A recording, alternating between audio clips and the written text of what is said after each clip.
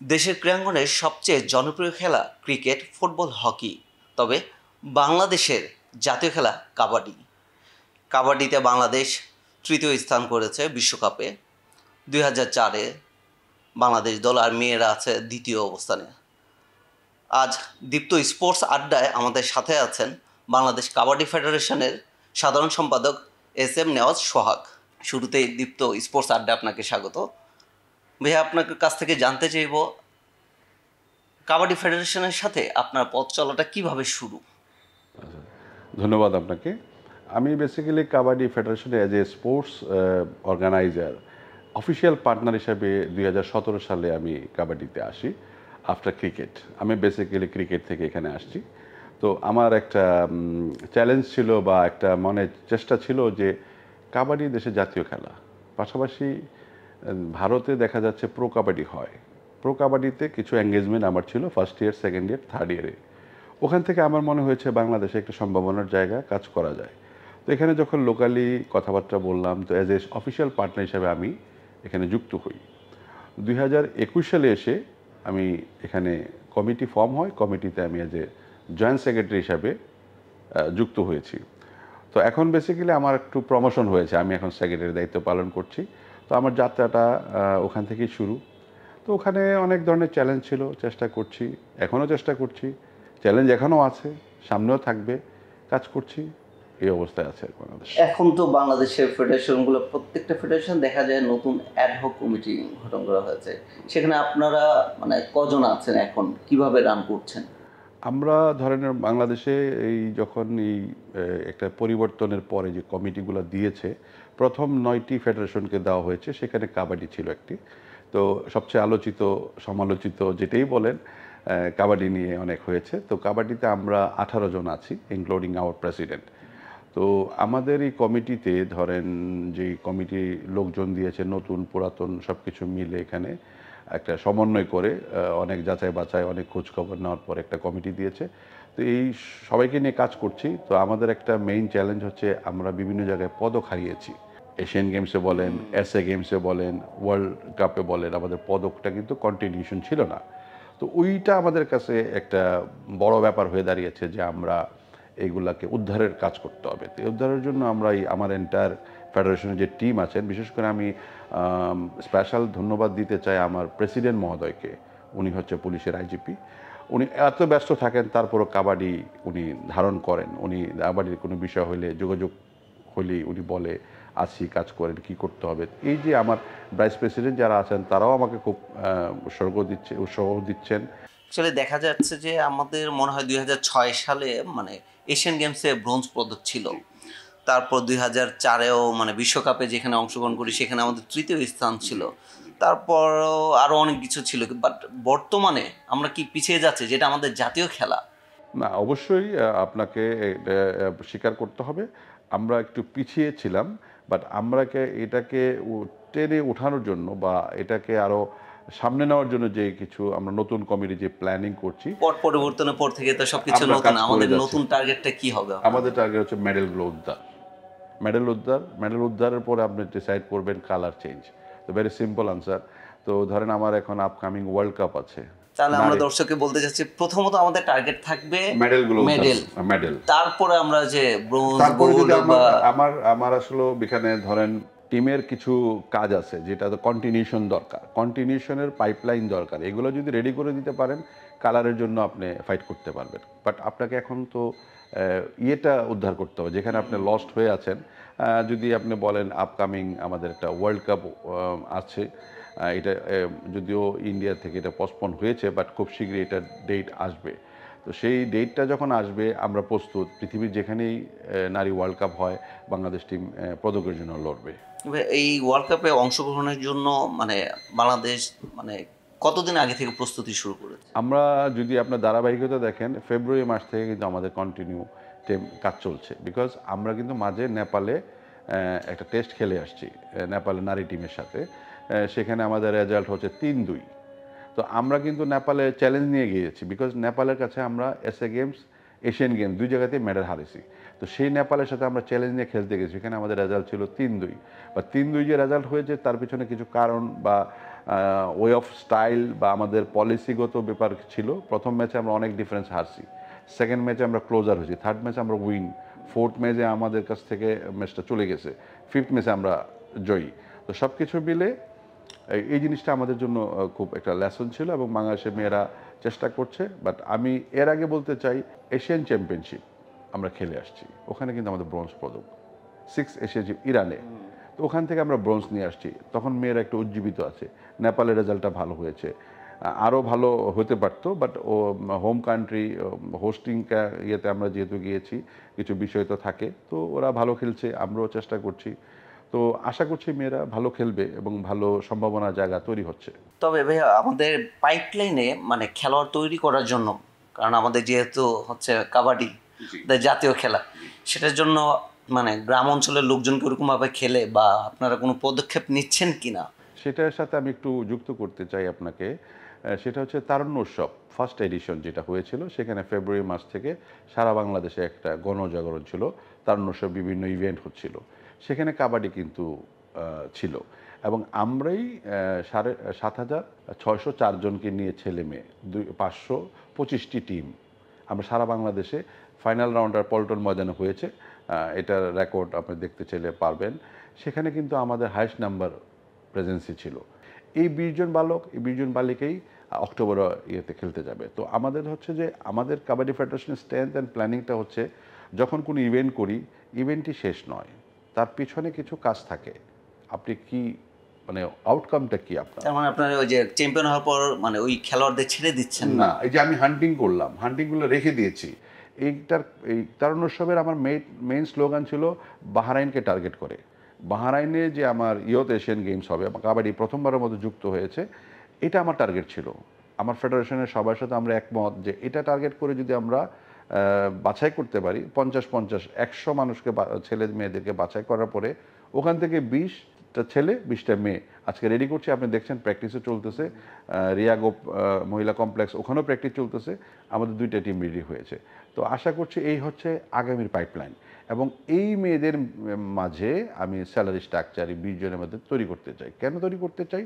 ধরেন এরা ইন্ডিপেন্ডেন্ট, এরা কোনো সংস্থান না বা কোনো জায়গায় তারা কন্ট্রাক্ট না। একটু বলতে চাচ্ছি যে আমি যতদূর জানি সম্ভবত কাবাডিতে মনে হয় না বেতনের ইয়াটা চালু ছিল আগে, কখনো ছিল না। আমরা এই প্রথমবারের মতো খেলোয়াড়রা বেতন আমরা চেষ্টা করছি। এটা একটা চ্যালেঞ্জ। তারপর আমরা পর্যায়ক্রমে ছেলে ন্যাশনাল টিম এগুলো যাব। তো এখানে আমার প্রথম হচ্ছে 20 জনকে নিয়ে স্টার্ট করতে যাচ্ছি। উন্নত প্রশিক্ষণের জন্য খেলোয়াড়দের তো বিদেশি কোচ আনার বিষয়ে কোনো প্ল্যানিং আছে কিনা আপনাদের? হ্যাঁ, অবশ্যই প্ল্যান আছে। মানে বাংলাদেশের প্রেক্ষাপটে আপনার যদি বিশ্বের বিচার করেন, আপনার অবস্থানগত দিক থেকে ইন্ডিয়াও অনেক আগে, ইরান, এই 2টা টিমই আমার উপরে। মানে পাকিস্তানও আছে, কোরিয়াও আছে, বাট ওরার ওই সময়ের পরে কিন্তু আর কোনো ইন্টারন্যাশনাল ডিসিপ্লিন হয় না যেখানে আমার সাথে কোরিয়া, আমার সাথে পাকিস্তান খেলার মতো সুযোগ হয় না, যার কোনো আমি জাজমেন্টটা এখন বলতে পারছি না। ধরিলাম দে আর টপ 4। তো আমাদের এখন কোচিং লেভেলে আপনাকে ডিপেন্ড করতে ইন্ডিয়া। তো আমার জুনিয়র লেভেলটাতে আমি ইন্ডিয়ান কোচ এখন আনছি না, বাট আমার এসএ গেমসের আগে আমার কোচ আসবে, ফিমেল মেল দুইজনই আসবে, আমরা চেষ্টা করছি। এবং কোচিং একটা এবং প্রশিক্ষণের কোনো বিকল্প নাই, লঙ্গার পলিসিতে আপনাকে থাকতেই হবে। সেই ধারাবাহিকতায় আমরা একটি একাডেমি করার চেষ্টা করছি। সেটা ধরেন আমরা একটা জায়গা নিয়েছি, ইন্টারন্যাশনাল স্ট্যান্ডার্ড আমরা একাডেমি করতে চাই। একাডেমির কাজটা কী হবে? 24/7 ওখানে কোচ থাকবে, বয়সভিত্তিক বাচ্চারা থাকবে, সিনিয়র টিম থাকবে, একটা প্রশিক্ষণের মাধ্যমে তারা থাকবে। তো এই যে একটা এঙ্গেজমেন্ট, এটাই আপনাকে পদকের দ্বারপ্রান্তে নিয়ে যেতে পারে। কি কি ফ্যাসিলিটিস থাকবে খেলোয়াড়দের জন্য? ধরেন কাবাডি তো একটা ইউনিট, ধরেন একটা প্র্যাকটিস কোর্ট, একটা না 4টা কোর্ট থাকবে, ইনডোর অ্যান্ড আউটডোর। সুইমিং আছে, তার সাথে আপনার বড় গ্রাউন্ড আছে, ওখানে ট্র্যাক সিস্টেম থাকবে, ধরেন আপনার মাটিতে কোর্ট থাকবে। মানে স্কিল এবং fitness level building under one umbrella আমরা সার্ভিসটা এখানে দেবো। তার পাশাপাশি মাল্টি স্পোর্টসের জন্য কিছু প্রফেশন থাকবে। সেখানে ধরেন আমি এত বড় জায়গায় আমাকে তো কাজ করতে হবে, তো কাজ করার পেছনে কিছু অন্যান্য ফেডারেশনের কিছু যুক্ত থাকতে পারে। তো সেক্ষেত্রে মানে এটা একটা আমাদের কাবাডির জন্য ড্রিম বলতে পারেন। সেটা কত বছরের জন্য নিচ্ছেন আপনারা? এটা আমরা সরকার এনএসসি থেকে আমরা 20 বছরের জন্য পেয়েছি। 20 বছর পরে আবার 20 বছর রিনিউয়েবল। তো আমরা এখন এই মুহূর্তে এই বিষয়টা নিয়ে ধরেন বিভিন্ন এক্সপার্টের সাথে কথা বলছি, কনসেপ্ট পেপার তৈরি হচ্ছে, ওগুলো সব ফিক্স হলে আমরা ইনশাআল্লাহ কাজ শুরু করব। সেটার মান কি ইন্টারন্যাশনাল অনুযায়ী হবে? আমাকে ডেফিনেটলি ইন্টারন্যাশনাল করতে হবে, because kabaddi national game of Bangladesh. এই যে স্লোগানটা, এই স্লোগানটা কিন্তু সারা বিশ্বে যারা 42টা দেশ কাবাডি খেলে, দে আন্ডারস্টুড বাংলাদেশের জাতীয় খেলা কাবাডি। তো আমার জাতীয় খেলা, আমার একটা ইনস্টিটিউট নাই। কী কারণে নাই, কেন নাই, ওই ব্যাখ্যা যাচ্ছি না, বাট আমি চেষ্টা করছি আমার কমিটি, আমাদের এই বর্তমান কমিটির মাধ্যমে একটা কিছু করে দিতে চাই। কে এখানে কতদিন থাকবে, তার টেনিয়র কতদিন, সেটা কেউ জানে না, বাট ইনফ্রাস্ট্রাকচার কত দিক থেকে তৈরি করে দিলে পরবর্তী যারা আসবেন তারা কিন্তু এটাকে রান করতে পারবেন। আচ্ছা, ইন্টারন্যাশনালি যেহেতু বলতেছি, ইন্টারন্যাশনাল মান অনুযায়ী আমাদের অনেক কিছুই নেই, অনেক কিছু পিছিয়ে। খেলোয়াড়রা মানে অনুশীলনের সময় ইনজুরিতে পড়ে, সেই ক্ষেত্রে কি আমাদের মানে কোনো ইয়ে আছে কিনা? এখানে দুইটা বিষয়, একটা হচ্ছে আপনার মেডিকেল সাপোর্ট, আর একটা হচ্ছে ইন্স্যুরেন্সের আওতা। ইন্স্যুরেন্সের বিষয়। ইন্স্যুরেন্স আওতায় আমরা অলরেডি, বিকজ আমরা জানেন আমার এখানে একজন আমার সদস্য আছেন, উনি একটা ইন্স্যুরেন্স কোম্পানির এমডি। তো আমরা ডিসকাশন চলছে, পলিসি কিছু বিষয় থাকে, এইজের একটা বেরিয়ে গেছে আমাদের এখানে, কিন্তু মানে আপনার ইন্স্যুরেন্স করতে গেলে একটা প্লেয়ারের সাথে আপনার একটা টেনিউর লাগে, তার একটা presence of the placement of the ground, এবং স্যালারি আওতায় যখন আনবেন তার প্রেজেন্সি অফ দ্য ফিল্ড, এইগুলো সব কিছু বিষয়ে এটা কিন্তু হয়। মানে এটা এরকম না আমি একটা লোককে নিয়ে নিলাম, আজকে নিলাম, 3 দিন পরে সে ইনজুর, সে খেলতে পারলো না, বাট তার স্যালারি যাবে। তো এই সব কিছু বিষয় আছে টেকনিক্যাল। এটা ধরেন ইন্স্যুরেন্স কাভার থাকলে, এটা বাড়িতে বসে থাকলেও সে ইন্স্যুরেন্স কাভার পাবে, প্রিমিয়াম আমাকে দিতে হবে। তো ওইভাবে কিছু কাজ হচ্ছে। তো আশা করছি আমরা একটা জায়গায় এসে, আমরা তো সব প্লেয়ারকে পারবো না, আমাদের টার্গেট আছে 100 প্লেয়ার্স, মেল ফিমেল, একটা ইন্স্যুরেন্স, স্যালারি, এসব পর্যায়ক্রমে করতে চাই। পিছিয়ে আছি কোন দিক থেকে আমরা মূলত? না, এখন আমরা বেসিক্যালি আমরা পিছিয়ে আছি ফাইন্যান্স সাপোর্ট, বাট এটা আগে যা ছিল তার ধারাবাহিকতা থেকে বেরিয়ে আসছে, গভর্নমেন্ট যথেষ্ট সহযোগিতা করছে। এই মুহূর্তে আপনি যদি, বর্তমান সরকার এইভাবে কাজ করছে, ফান্ডিং করার চেষ্টা করছে, এবং ওনারা এটাও দেখছেন যে কোন জায়গায় পয়সা ইনভেস্টমেন্ট বা সাপোর্ট করলে রেজাল্ট আসবে। ওইভাবে ধরেন কিছু কিছু ফেডারেশনকে, সব ফেডারেশনকে সাপোর্ট করছেন। তো জাস্ট জুরিডিকশন দেখে, ধরেন কেউ বছরে 2টা গেম খেলে বা 3টা গেম খেলে, আমি 10টা খেলি, কেউ 5টা খেলে, এরকমভাবে ধরেন ফান্ডিং রেশিওতে আসছে। বাট এটা একটা সম্ভাবনা গভর্নমেন্টের কাছ থেকে দেখা যাচ্ছে। গ্রামে বা ঢাকা শহরে অনেক ক্লাব, সেই ক্লাবগুলোর খোঁজ খবর নেন কিনা? কারণ ওইখান থেকে তো অনেক প্লেয়ার মানে উঠে আসে। রাইট। আমাদের দুইটা বিষয় এখন, ক্লাব ধরেন আমাদের আছে, আমাদের এখানে আমাদের গঠনতন্ত্রে যেটা বলা আছে যে মহানগর, ঢাকা মহানগরী ক্লাব। তো আমাদের টেরিটরি হচ্ছে ঢাকা মহানগর, তারপরে সেক্টরটা হচ্ছে আমাদের ডিস্ট্রিক্ট, তার সাথে আর মানে ঢাকা মহানগরের পরে আপনি যেতে হবে ডিভিশন, ডিভিশনের পরে district, that is our route. সেক্ষেত্রে ধরেন আমি আমাদের ন্যাশনাল, যুব, এগুলো খেলতে হয়। ওই সব খেললে আপনার একটা ইয়েতে আসে, কি বলে, কাউন্সিলরশিপের ব্যাপার আছে বা অ্যাফিলিয়েশনের ব্যাপার আছে। তো সেক্ষেত্রে ক্লাবরা যে লিগ বা first division, second division, premier লিগগুলো খেলে, এখান থেকে ওনারা প্লেয়ার হান্টিং করে নিয়ে আসে, ওই প্লেয়ার থেকে আমরা টেক করি, এটা একটা প্রসেস। বাট এর পাশে আমাদের নতুন করে একটা জিনিস যুক্ত হয়েছে, সার্ভিসেস টিম। আমরা কিন্তু সার্ভিসেস টিম ডিপেন্ড, মানে আমাদের এখানে সার্ভিসেস টিমরা প্লেয়ার কিন্তু সারা বাংলাদেশে হান্ট করে, ওখান থেকে প্লেয়ারটা কিন্তু আমরা পাই। তার সাথে নতুন করে যুক্ত হয়েছে আমাদের সাথে বিকেএসপি ন্যাশনালে।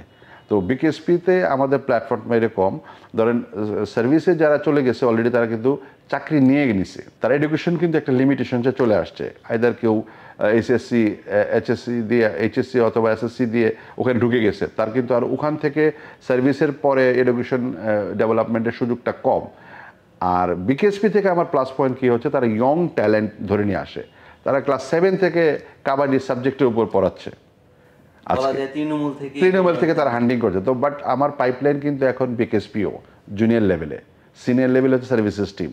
তো আমি এই জায়গাগুলোতে আরও কাজ করতে চাই, এবং ওনাদের কন্ট্রিবিউশনেই কিন্তু আমার টিম কাজ হচ্ছে, বাংলাদেশের প্রেক্ষাপট চেঞ্জ হচ্ছে।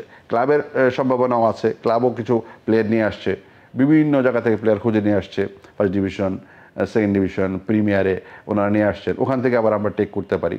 বর্ষপঞ্জিকা অনুযায়ী যে একটা তালিকা থাকে, যে প্ল্যান থাকে, যে এই অনুযায়ী আমরা এই বছরে এতগুলা গেম বা কম্পিটিশনে অংশগ্রহণ করব, এতগুলো করব, তারা ঠিকমতো মানে বাস্তবায়ন করতে পারে না।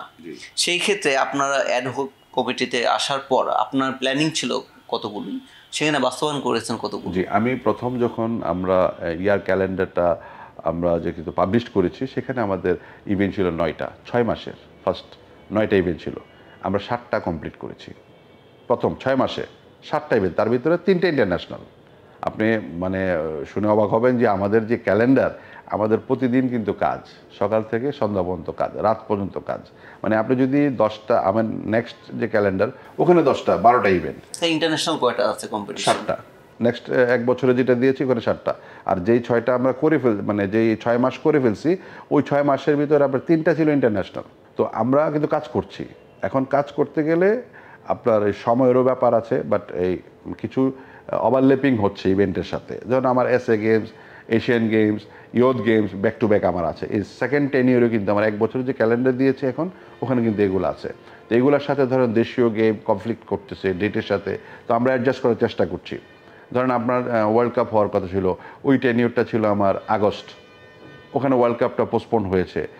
সেকেন্ড লাইনে যে আমার সেপ্টেম্বর ইভেন্টটা ছিল, ওই ইভেন্টটা কিন্তু ওখানে কমপ্লিট করতেছে। সেক্ষেত্রে আমরা অ্যাডজাস্ট করার চেষ্টা করছি।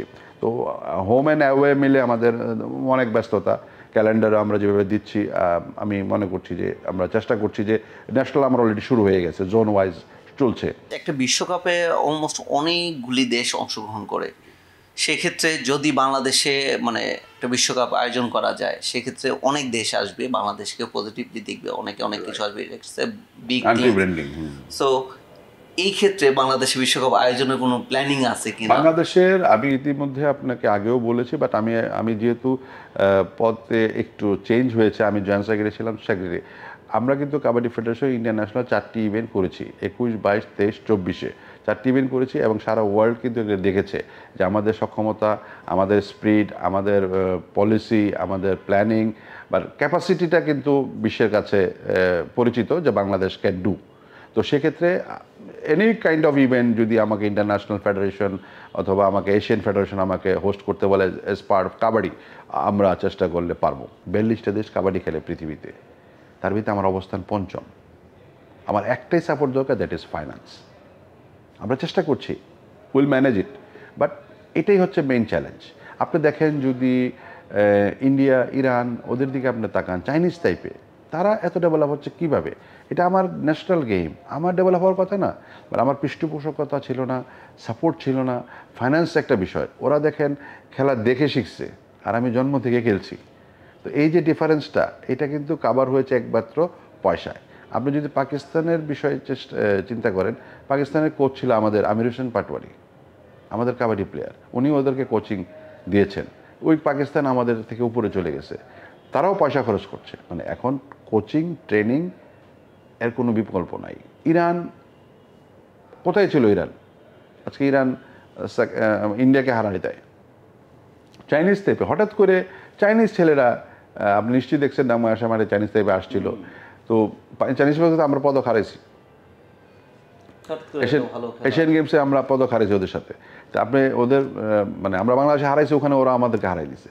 তো ওই যে একটা চেঞ্জেস আসছে, পুরোটাই কিন্তু ফাইন্যান্স সাপোর্ট বলতে আমি শুধু একটা পয়সা না, ইনফ্রাস্ট্রাকচার, পলিসি, প্লেয়ার হান্টিং, মানে যোগ্য জায়গায় কাজ করা, এটা হচ্ছে সবচেয়ে বড় জিনিস। মানে সেক্টর ওয়াইজ আপনাকে কাজ করতে হবে, যেখানে যাকে দরকার ওখানে তাকেই বসাইতে হবে। তো এই হচ্ছে আমার মনে হয়েছে। তো আমি মনে করছি এইভাবে যদি কাজ করা যায়, কাবাডি বাংলাদেশের সেই ঐতিহ্য ফিরে আসবে এবং এই মেডেলগুলো উদ্ধার হবে। বিশ্বের 42টি দেশে কাবাডি খেলা হয়, সেখানে বাংলাদেশ 5ম, আর ফেডারেশন কাজ করে যাচ্ছে জাতীয় খেলাকে আরও এগিয়ে নিয়ে যাওয়ার। দীপ্ত স্পোর্টস আড্ডা এই ছিল। ধন্যবাদ সবাইকে।